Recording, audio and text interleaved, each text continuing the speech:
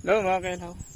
So for today's video, yan, tuturuan ko kayo kung paano magbunot ng ng mga giant na labanos.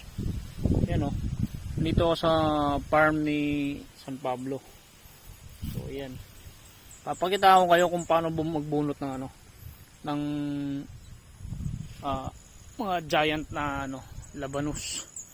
So una natin gagawin, kailangan may may pala kasi sobrang laki nito. Sobrang laki ng laman nito, guys eh. Ang laki. Isa pa lang hindi niyo na kayang buhatin. So nga lang. Ito siguro pwede na rin naman yata ito eh. Yung guys, pwede na. So magbubunot tayo ng isang piraso mga kailaw. Ipapakita ko sa inyo kung gaano kalalaki yung mga labanos dito sa lugar na ito. So magtataka kayo. Nako, yan oh, tingnan nyo yan. Ganyan lang yung mga dahon niya mga kailaw, ganyan lang kaliliit, pero ang mga laman niyan mas malaki pa dito. Mas malaki pa rito sa kahoy na ito. Baka ganito pa sa kalaki sa braso ko eh.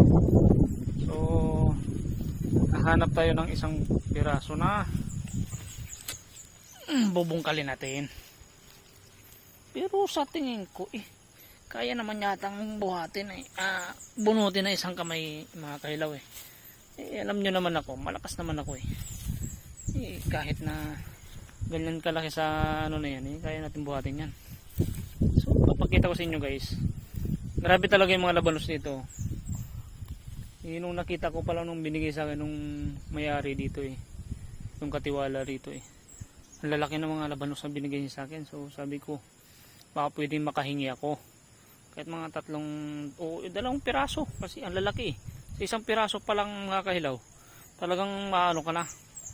So yan papakita ko sa inyo kung gaano kalalaki itong mga to. Yan nahihirapan niya akong magbuhat ganun ito magbunot. Yan. Pang matigas nga mga kailaw.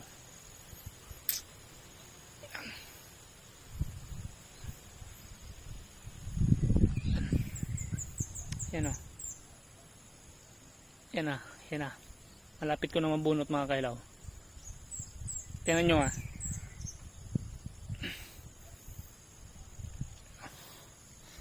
tigas talaga. Ang haba yata nito mga kailaw Ang haba ng laman nito. Yan na. Oh. Diba? Ang lalaki. Ang lalaki ng mga labanos dito mga kailaw. Ito daw harvestin na daw talaga to. Hina-harvest na daw talaga kasi halos lagpas na sa niya sa buwan. Kaya gila ng harvestin. Sabi, mas malaki na daw to. Skupo. So yun guys.